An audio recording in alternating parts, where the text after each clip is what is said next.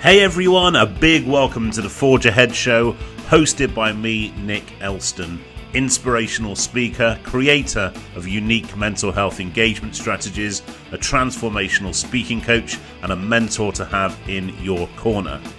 The Forge Ahead show brings you the storytellers, the influencers, the people who have gone from adversity to excitement, forging something better, something beautiful, something powerful. So stay tuned, dive in, and be inspired by today's very special guest.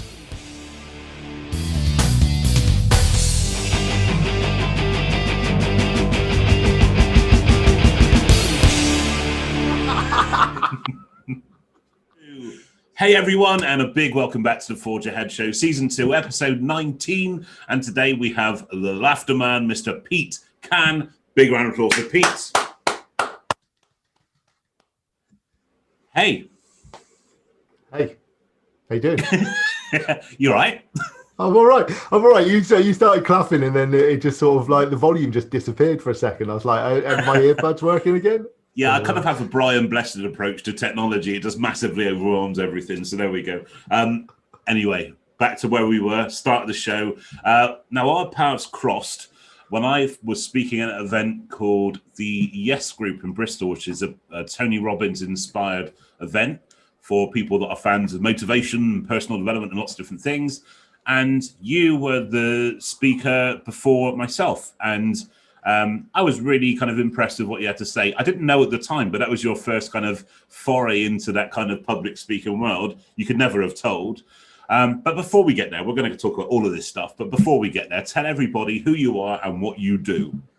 So I am Pete Cann, the laughter man, and have been the laughter man since lockdown. Actually, Nick, is sort of when the laughter man came about. And so when I say the laughter man, I run laughter yoga sessions for corporates, for people, groups of people, and sort of discovered laughter yoga in 2016 when I was at a festival. And just a quick story about how I discovered it, if that's all right. Please do. I like the story. Yeah, so I was at a festival, as I was at WOMAD in the Southwest, and I was walking through the Arboretum, heard laughter, and I thought there's a comedian going on, because I like to laugh. And as I walked around the corner, there was like 100 people just lying on the floor, just laughing. And I was just like, whoa, I know I'm at a festival, but what is going on? And basically a sign saying laughter yoga daily at 11:30. So I thought, you know what, I'm going to go and have a go at this tomorrow. I spoke to Chloe and the kids, and they were like, no, you go on, Pete, enjoy yourself. And so the lying down bit was the end of the laughter yoga session. And so we did lots of breathing and laughing exercises. And when we lay down, I just couldn't stop laughing. I mean, you remember those days when we were at school and like you just couldn't stop laughing, and it went on for about 10 minutes, this laughing. And once Steve, who was running it, sort of brought us into a meditation, because that's sort of at the end of a laughter yoga session, I sort of came back into the field. I felt really high for a start. I felt really focused, really clear in my mind. I had this massive grin on my face, and I just knew then that actually this is something that I needed to find out more about. And sort of, the next year I did all 4 days of the laughter yoga, and then like I say, 2019 was when I started becoming the I Canned Laughter is my business model, or my business name. There's lots of Cann in there because that's my surname.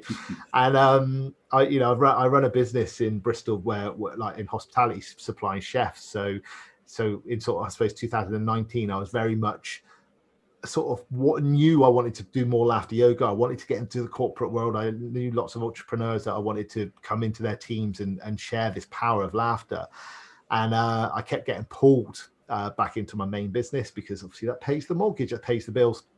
And I suppose since it was sort of when COVID hit and it shut the business down, sort of going from 7-figure revenue to, I mean, not covering our costs, losing an office, losing a couple of the team members to other jobs. It was just really not a good time for hospitality. But I dived into laughter then, not because it was funny. And I always have to say that it wasn't funny, but I knew how it controlled my mind and made me just more focused. And after it was probably about 2 weeks of like laughing daily with people.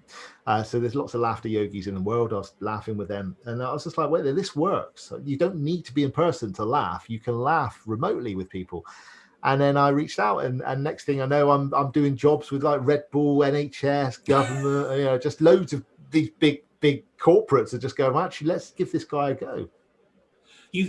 Thank you so much for that. I love your story, and I'm sure we're going to come on to the powers of laughter as we go through. However, the one thing I want to pick up on is something you said, like as a kid, we're kind of remember those kind of belly laughs, kind of like snot coming out your nose, your eyes are streaming, like just basically the uncontrollable laughter. If we're all honest, we don't really have that in adult life. Do we get conditioned not to laugh in that sense, do you reckon? I think so. I think it's really interesting. There's a study that proves that children laugh 200 to 300 times a day. Now, I like maybe not teenagers so much, but definitely when we were child, but when an adults like laugh maybe 10 to 15, like maybe less now, so because of everything that's going on.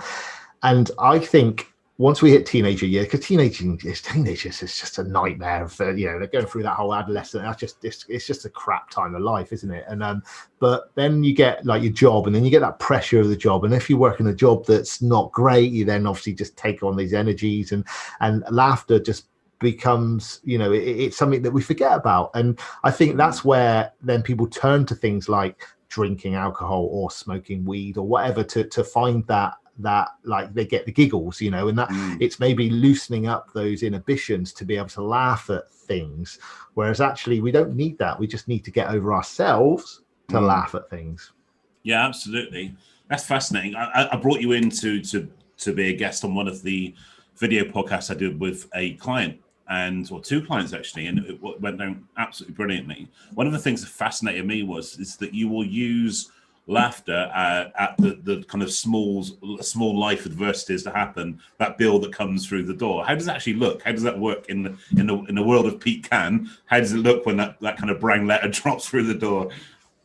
So I always, and it's interesting today because I've written my weekly email and I've put about how I always look at things positively. I've not always been like this, but certainly, I don't know, for at least 10 years, I've been more of a positive outlook. But when something like, say, the brown bill hits the mat, and you look at it, and and the exercise is like, I'm obviously we're on video, so I can show you my hand, and I know I'm not allowed to do this, but I'm going to do it anyway. Very quiet. Nick, you don't have to copy me, it's fine. But the people watching, you should try this. But you can't change this. You can't change the number on the bill. Unless you might have to do later phone calls and blah blah blah blah blah, but you can change the way you think about it, and I think that's what's really, really important. So you could just look at something, just go and laugh at it, because actually when we laugh, we're all suddenly reducing stress and anxiety. We're releasing endorphins, these happy hormones, and our body doesn't know the difference between fake and real laughter. So okay, it takes a while. The more you do it, obviously it takes less time, but within 5 minutes of fake laughter, real laughter just comes, and you just get this wave of laughing. And so to answer your question, if I pick out that brown envelope, I look at it and I just go it's fine. And there's times, of course, mate, I'm not there's times where I get into that black mood. Usually when children are involved, no disrespect to them, because that's my own fault for not paying attention and being present. But I can go from 0 to red quite quickly. And whereas definitely something Chloe's mentioned in the past is that since being the laughter man and practicing laughter daily, that takes a lot longer to get to now. Interesting. Yeah, so it's a very quick story. So I laugh on Clubhouse every day for 10 minutes, and this morning I was yawning before I went on. I said, okay, and I've committed myself 8:15 every morning, turn up, people come along, it's great. After the session, there was 12 of us in the room laughing for no reason. I'm running it, and then I come downstairs. I'm just like, "Hey, right, kids." But I went upstairs, going, "Oh, right, here we go again. Let's do." It's just the change. It's amazing. And like you said, the alternatives are maybe the not so healthy kind of techniques of mega loads of caffeine, which I'm absolutely guilty of. I mean, seeing that I don't drink alcohol, I don't smoke, all those kind of things that I've given up. Basically everything I've loved, I've given up. And coffee and tea is kind of where it's at now. But it does replace that kind of, and I get that completely. And like you said, it's very much, it's a performance, but then it becomes a self-fulfilling prophecy, doesn't it?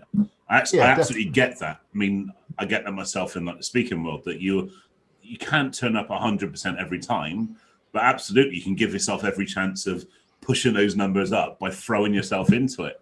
Yeah, I get that. Now, so obviously when I first met you, this was years ago, so it's way before the Laughter Man was a thing, even though you definitely existed, because I definitely saw you. So where did your passion for personal development come from, which was initially what you were talking about? It was the broader brush of personal development. Yeah, definitely. So I would say when I joined there's a business group called the Entrepreneur Circle. So back in 2000 and, oh my goodness. I mean, we started our business, the Chef Agency, 2009. So it was probably about 2011. And I remember the guy, Nigel Botterill, it was just one of his, I think it was audio that he sent out. And he mentioned the Earl Nightingale, and the, man, I should know what it's called. But there's a 30-minute audio that he's done. Anyway, I'll remember it in a minute. But anyway, I listened to this thing, and it was all about putting stuff into your brain, but like planting seeds, and how, you know, a couple of the ones were like, whatever a farmer's got 2 fields. You can plant it with crops, and you can become abundant from this crops, or you could plant it with nightshade, which is like a deadly poison, and it will still do the same thing. And it was just like, well, wait there, so I can plant whatever thoughts into my mind, and it becomes the prophecy of who I become. And off the back of that, then I found another book. I Think and Grow Rich was definitely one, you know, Atomic Habits. It's just loads of, I've got a bookshelf, can't really see it so much, but you know, I've read a lot of books. I listened to a lot of audio. I became, I had a Facebook group, and I'm not active in there now, but was You Can, was If Pete Cann, You Can, because a lot of people knew of me from my DJing days, my clubbing days, you know, so I've had that past as well. And it's all about who you hang around with. I think, you know, if you're hanging around with people that smoke weed every day, then hey, guess what? You're going to be smoking weed every day. If you hang around with someone that drinks every day, guess what? You're going to start drinking. But actually, if you start hanging around with people that are positive and thinking positively, then all of a sudden you become that person. And so I used to do these little videos just going like, right, hey guys, it's Pete Cann, You Can, and today I've just got back from the gym. Did I feel like going to the gym? No, I didn't. But actually, you know, I feel really good now. I feel really energized. I'm ready to take on the day. And all those sort of, and I don't do those anymore, Nick. And just doing that then, I was just like, actually, I think I should start doing those again, because you felt it then. Exactly. Well, I think it does align with that. We become a product of our environment. I mean, Jim Rohn says you're the average of the people that you spend most of your time with, and I think there's a lot to be said for that. I think some of the objections to personal development now, because like you, I'm a huge ambassador for developing yourself, of course, but actually it can be really overwhelming. It's the same as diets as well, and anything that's transformational. Most books you read, most podcasts you listen to, most things that you watch on YouTube, they kind of want you all to do it their way, or it kind of makes you feel like you're a rubbish human being. So it creates this kind of stress around having to focus on your well-being, which is kind of defeats the object. So kind of my approach, and I'd love to get yours, is building like a playbook. So if there's one thing that jumps out, this whole conversation with you is, if one thing that you say lands with somebody, put that in their playbook, and that's them, because everyone's different. Everyone gets fired up and motivated and demotivated in different ways. Does that kind of apply to you? So you've taken little bits of lots of things as opposed to kind of one rule book? Yeah, definitely. I mean, so I practice the Miracle Morning, but Hal Elrod. Yeah. So again, so that's something that came onto my radar probably about 6-7 years ago, and it was very much, and it's all about getting up and like do meditating, affirmating, visualizing, exercising, reading and writing, and I've taken the ones that I like out of those. So I meditate, I affirmate, I visualize, and I'm not so much reading, because if I go out for a run, I'll put my audio on. So that's definitely something that, so, it's finding what works for you. And like, even like scribing or writing, again, all these books here are just my journals. And don't get me wrong, wow. I ain't a great writer, but some of the ones, it's just, just like, this is how I feel today. I feel like this. Like this morning, I felt good this morning. I felt, well, I've woken up. I'm going to go for a 3-mile run, and I'm really looking forward to the day ahead, because this is what's going to happen. And it's just telling yourself that this is going to happen.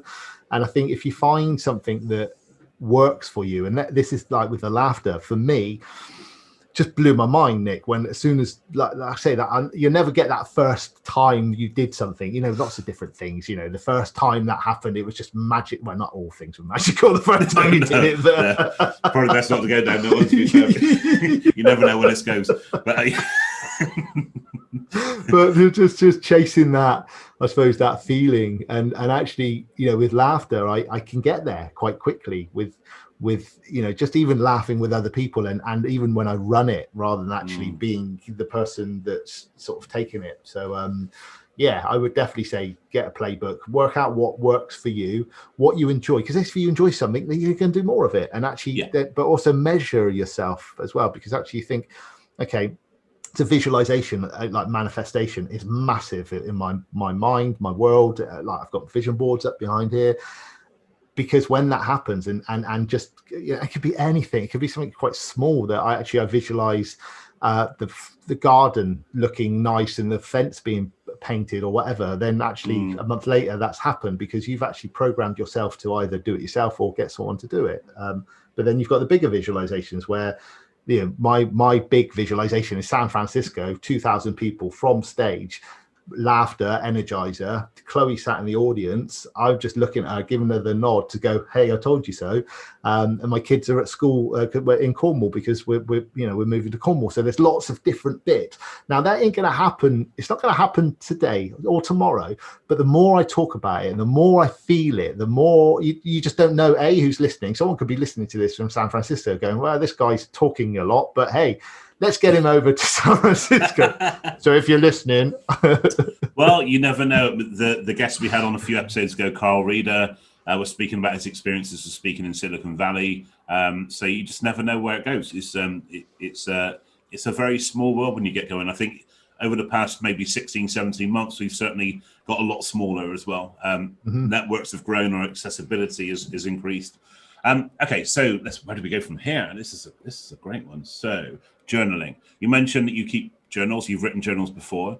How does that look for you? What do you actually write? Do you have that kind of because obviously it's in your house, it's there, it's in paper form. Again, one of the objections to things like journaling is, even though we all know it's a very therapeutic and powerful tool to use, is we don't really want anybody else seeing our innermost thoughts. So what kind of things do you write in your journal?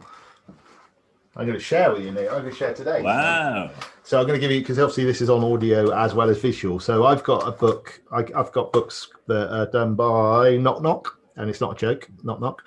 And it's basically, this one's, I totally got this. So each day it's got a thing. So this is like something that, like a, I suppose, what's the word? What is it? It's a saying. No, it's an expression. It's a quote. Whatever. Yeah, a quote. Thank you, Nick. Thank you. You're welcome. Yeah. So today's quote was, tough times never last, but tough people do. Nice. I'm just like, that's nice, isn't it? Because it makes you go thought-provoking. So I've put, love the quote today, as it says so much about me right now. Tough times come and go, but focus my stay ahead of the curve. Very excited for the future and what it has to bring for us as a family. And we are both at the top of the world, giving us the ability to become the best versions of ourselves. Things are really starting to take off are going to take off very soon. And I'm really excited about it, giving me the power to become the best version of myself. My mind is focused on greatness and my body is in control of its destiny. That's today's. Now, there's a couple of little numbers you can't see there on the screen. Okay. Yeah. But yeah, 340 days, no caffeine, and 113 days plus a year of no beer. So I track every day different things. So it's stuff. It's like, that's what I write in my journal. It's all about self-talk, really. Yeah, I like that. And what I also like is, again, it seems to be a common theme, and it really aligns with the theme of this podcast, is people that have gone from adversity to excitement, the storytellers. That's what this podcast is truly about. And the commonality between everybody that comes on is they're prepared to be vulnerable. They're prepared to share the bad as well as the good. And what really stood out for me recently with your new kind of email campaign, which I've been reading and receiving, that you were very open about your own challenges around things like mental health. Are you prepared to talk about that? Are you happy to talk about that on here? No, yeah, of course I am. Of course I am. So, you know, it's, and I suppose with that, like, okay, so there was obviously the video that Jack did, which is great. He shot it amazingly, and obviously we both know Jack, and he sort of pressed me a little bit to find out, how laughter had helped me. And there was a time where, we run a chef agency, but we created the chef app. We borrowed 130 grand, spent 18 months of my life creating this thing that never took off. And then literally 3 days before Christmas, we had a letter from the company that we borrowed the money from, asking for the money back or a second charge on the house, because we innocently done something wrong. And it was our fault. We'd done something wrong, but it was the fact, I suppose, the whole timing. And it was also the fact that, and I like to say this, it wasn't the money side of thing. It wasn't borrowing a load of money, because, hey, money comes and goes. But it was the 18 months it was the failure.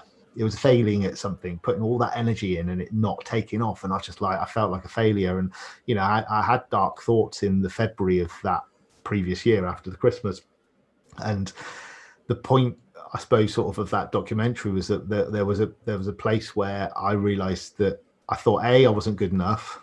B, there was no point in being around anymore. I did, selfishly, didn't not with the family and stuff or whatever. I just was in a bad place. And it's like I say, the money, hey, it's all paid back now. That's cool. But it was the fact that 18 months of my life was just in this place, just going at something constantly. And then laughter yoga. At that point, I was watching some YouTube videos in the sand dunes whilst we were on holiday, and laughing along at these videos, just because, again, it's not funny. It was just that it brought me into a different headspace, and that was very, that was the start of something. Then that actually I realized that actually I can control this, and just get your head down, Pete, and just get the money, pay the money back slowly, and just focus on what you can do. But I suppose that's part of the story that I've got.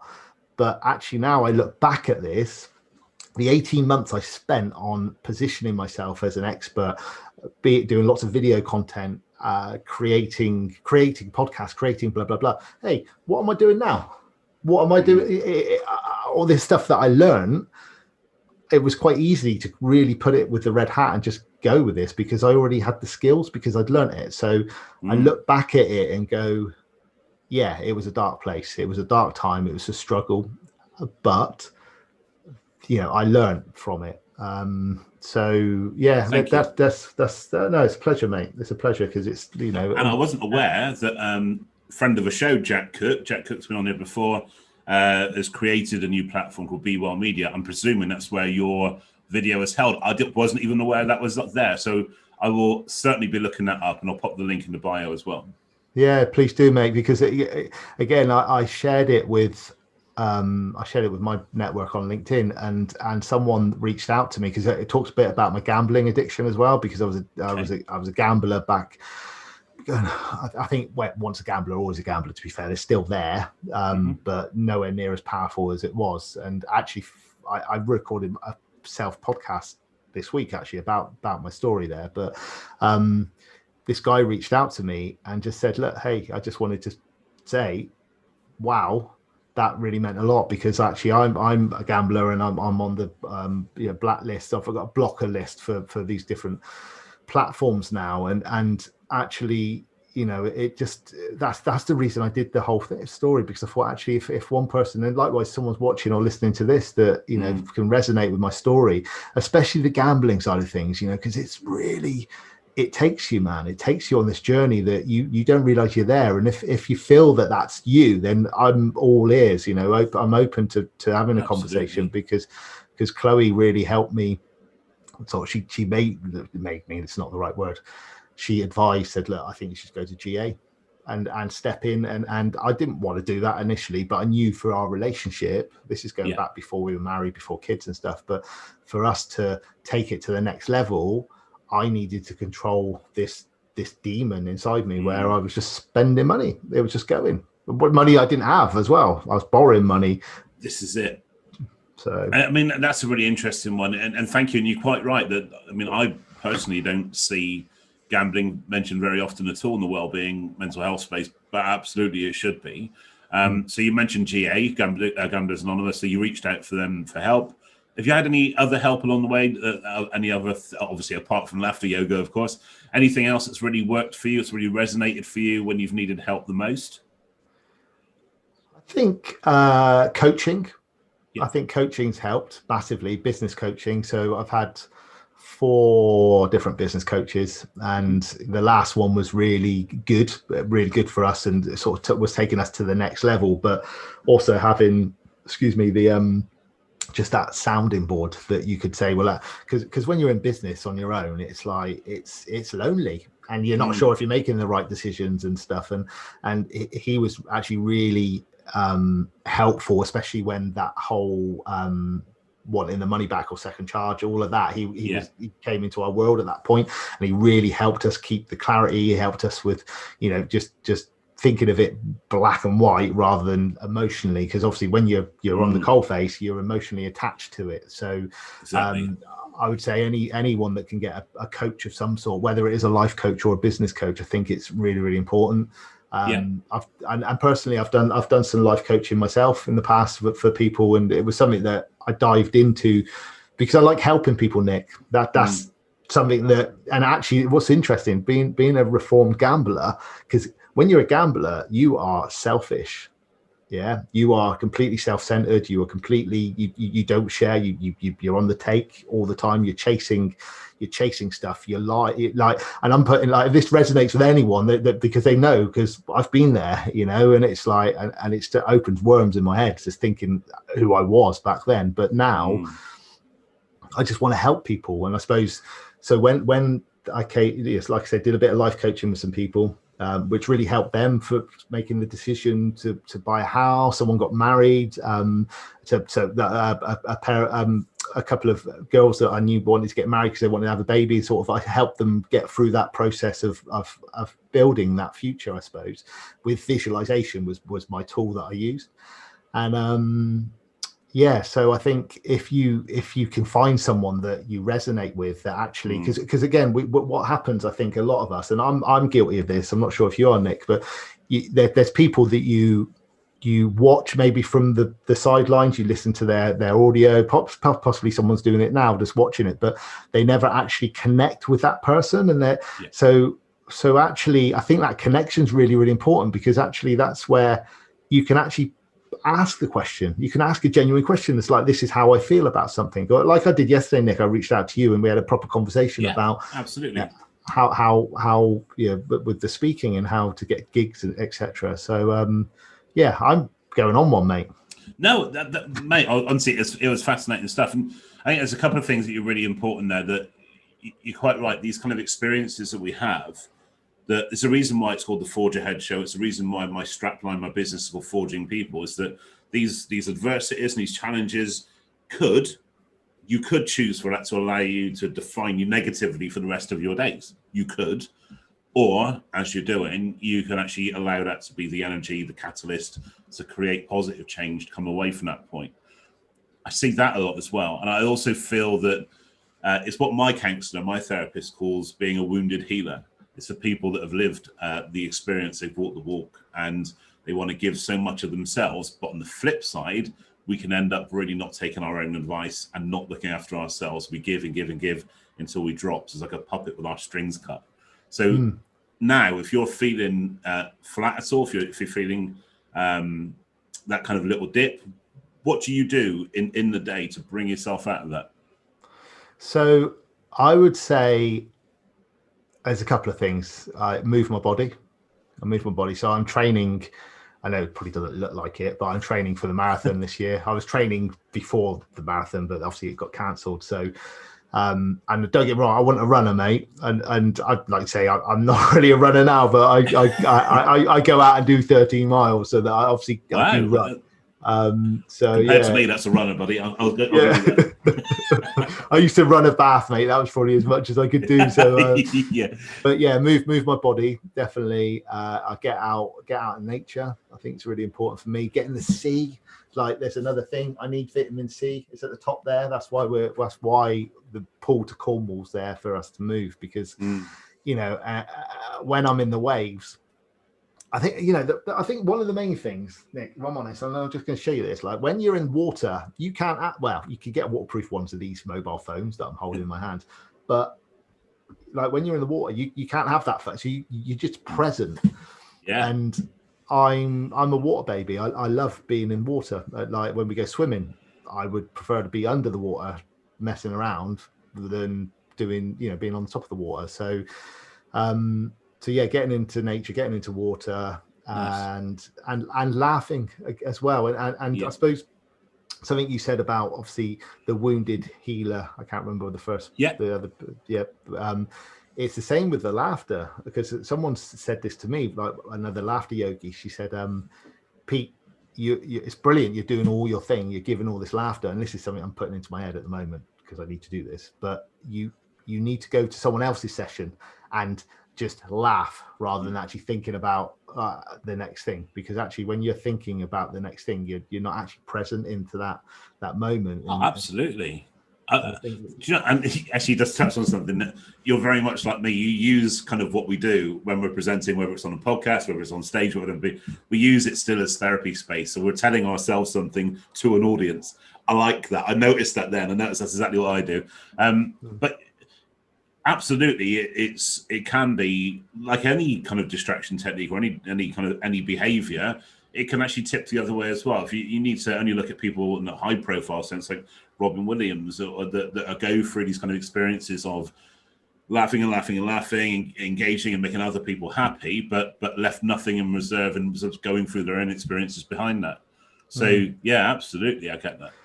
It's really like, you know, like say with Robin Williams. I mean, it's there's a film called Patch Adams, which is someone that really was about laughter therapy and how it helps, and you know, and I think what's an interesting, and it's something, again, I've got lots of these little ideas, but you know, you think about these comedians and you hear it a lot about stand-up comedy comedians that are really lonely, are really insular, that are really, you know, depressed.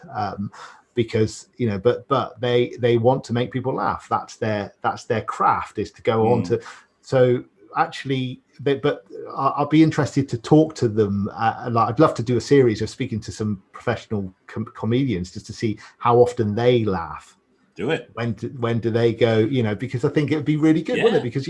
Because you know, especially, I mean, someone I can think of that does laugh a lot, like Jimmy Carr always puts that laugh on to stuff. And now I don't know if he's programmed himself to laugh, or he knows that laugh will set off someone else's laugh.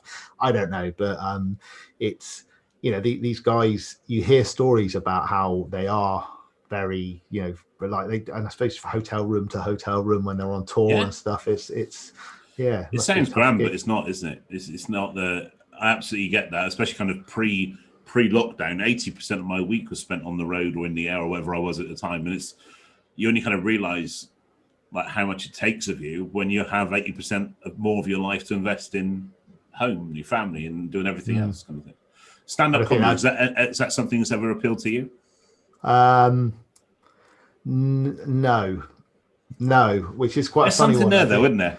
There is something there, yeah. I think improv is something that's definitely, I was chatting to an improv guy the other day, and it's something I was looking at in Bristol, because we're obviously both Bristol boys. There's an improv class, and it was something, again, sort of 6 months before COVID. I was like, oh, I could do that, because that would really, like, I think it's a good thing.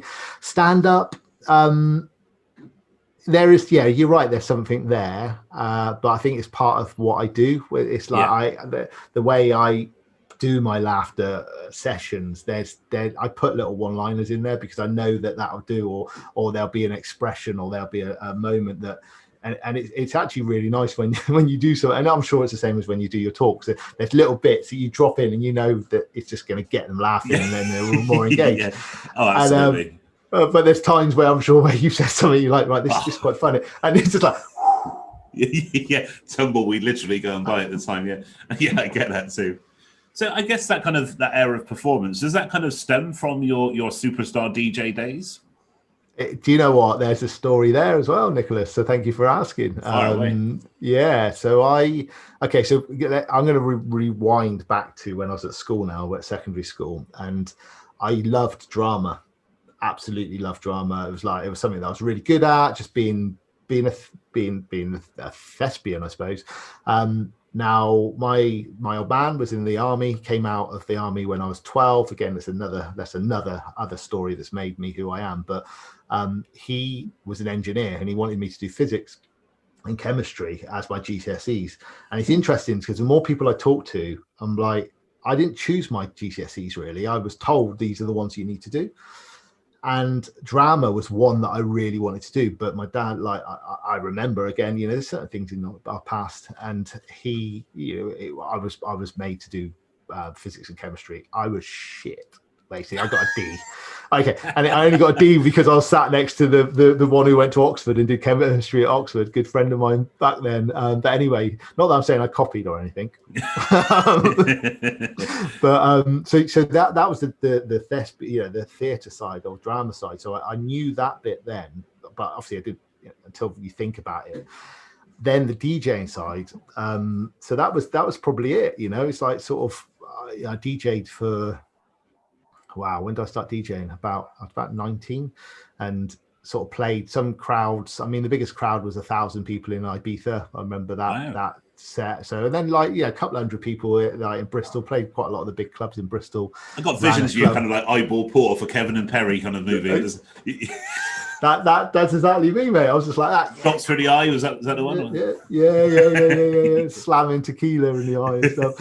And but again, that was a whole part. There was times. There was 2 years of my life which I can't remember really. It was like Thursday night, Friday night, Saturday night, Sunday night, after parties, everything that just came along with that whole culture of DJing. And but the whole point was, I used to the music. A lot of people used to say, not a lot of people, that he's playing those tunes all the time, plays the same stuff. Everyone wants that. It's all the classics. He doesn't get the new stuff. And I was like, well, yeah, but I was entertaining people. I was getting people dancing, and then I would know if I dropped a tune, and then every that tumbleweed, people just walked off. Right, drop that one on because I know that'll bring people back in, and then get going again. And so what I've done is swapped the set of decks that were in front of me to basically the red hat. So it's the same thing. I just want people to be happy, and I was making them happy through the music I was playing, to now actually making them happy by laughing along with me. Great stuff. So actually, before we do wrap up this episode, talk us through what laughter yoga kind of looks like. Give us a little snippet. Okay, so they got a couple of things, right? I think I've mentioned it already. If not, the body doesn't know the difference between fake laughter and real laughter. Okay, so we do lots of different breathing and laughing exercises. And it's childlike play as well. So we do, like I've shown you the bill already. Yeah. Another one's a giggle phone. So you put the phone to your ear, and you just got to pretend it's the funniest thing you've heard all day. You put it to your ear, and you're just like. Now the thing is, Nick, we can put a mobile phone to our ear at any point of the day, wherever we are. There's no one on the phone, but we could just be walking down the street, just going, yeah. And people, don't know. So it's an instant lift. And then it rings. And then it rings, exactly. Yeah. And that's one of my one-liners, mate, to be fair, as well, when I'm doing this. So you put the thing, and then it rings. And then you're just like... But the thing is as well, is to say, just like different laughing, then breathing. But especially when we're in person, there's lots of eye contact. So with the phone, you're laughing with each other, looking at each other in the eyes, so and which makes you laugh anyway. And then you pass the phone, you get in the other person's phone, you're just like, oh, yeah. And it's so that's sort of the I suppose 15-20 minutes of that sort of breathing, laughing, making people childlike, like making cocktails.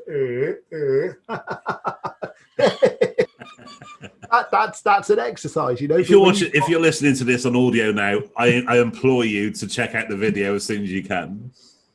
It's you know, it's so when you're in that space, especially when, again, and it works on Zoom. So if you're listening, you got a team and you want a Zoom session, then you need to hit me up. But it works. But when I go into workplaces and you've got 50 people in this circle, and you're doing these exercises, and at first everyone's really awkward, but by the end of it, we've got everyone laughing, and then I get everyone to lie down, and we go back to that seeing everyone lying down.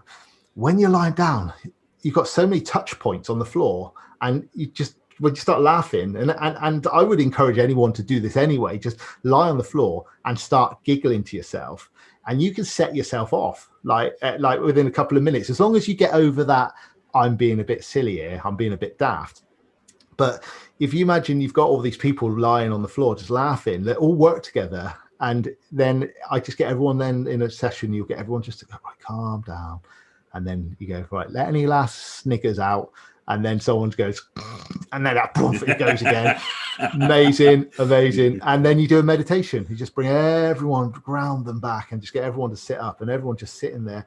Or on a Zoom, I get everyone to put their hands over their eyes and come back with a smile. And everyone's just like that. Fantastic. Just blissed out. Encourage you to get in touch with Pete to kind of discuss that. I think it's a really powerful thing. Actually, that there's a massive kind of craft to doing that, because like with mental health and kind of my audience is that I need to be fully aware that the audience dynamics for me is there could be people that are really anxious in the room. So I need to manage that in a very kind of safe way. It's the same with you from a different perspective. There are going to be people that are absolutely cringing and dying inside, thinking, don't pick on me, I haven't got to do this, have I? Yeah. And you've got to then bring them into your trust. And I think, again, that comes back down to that openness. You are very approachable in that sense. Yeah, I think, you know, there's times where I've done sessions where, you know, you can tell the introverts that don't want to do it as much, but you just gently, and it just like the session that I do, it just grows. So we just start with an out breath. That's all I do. Just take a deep breath in and just go, and everyone relax. And now go, right now, do a ha ha. So you take a deep breath in, you go ha ha. And then I go, right, you know where we're going now. We take a deep breath in, we hold it for 5, and we laugh for 10. So we take a deep breath in, we hold it, and then we go.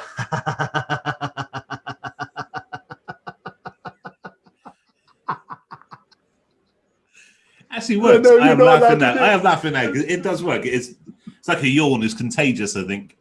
Exactly. All of your links and stuff are in the bio. Please do check out and connect with Pete. As Pete's already said, if you have any questions about the serious stuff too, then Pete will be very, very happy to hear from you, and I'd encourage you to reach out. But before you go, the question I ask every guest on the show is, I'm going to set the scene. I'm now the MC of the O2 Arena. 20,000 people have paid their hard-earned money to come and hear you speak. I'm just about to call you to the stage. You're in the green room and your walk-on music kicks in. What would that walk-on song be? It's got to be Because I'm Happy, Clap Along If You Feel Like a Roof Without a Roof. Now that would be my laughter. Yeah, that would be it. Love that. So that choice and everyone else from season 2 is going to be on a playlist available at the end of the season, coming up around September time. So stay tuned. It's going to be an amazingly motivational playlist, very eclectic as well. So please stay tuned for that. So for now, Pete Cann, big round of applause. Thank you so much for giving your time to be on the show today. We do genuinely appreciate it. It's been great to have you on. Thanks, mate. And for everybody else, please stay tuned for the Forge Ahead show, episode 20. That's coming up next Wednesday, so please stay tuned, and we'll be back to you very soon. In the meantime, take care, stay happy, and be well. Cheers, guys. Bye-bye. Bye. And that's a wrap. A big thank you for tuning in to today's show. Please stay tuned and hit subscribe for future episodes, bringing you amazing guests, sharing amazing content and amazing insights. Really excited to bring you these. The Forge Ahead show is sponsored by nickelston.com. If you want to connect with me, you can find all the ways possible through the website. If you want to drop me a message, always great to hear from you. But in the meantime, if I don't catch you before, I'll see you at the next episode. And you take care, guys. Cheers now. Bye. Bye-bye.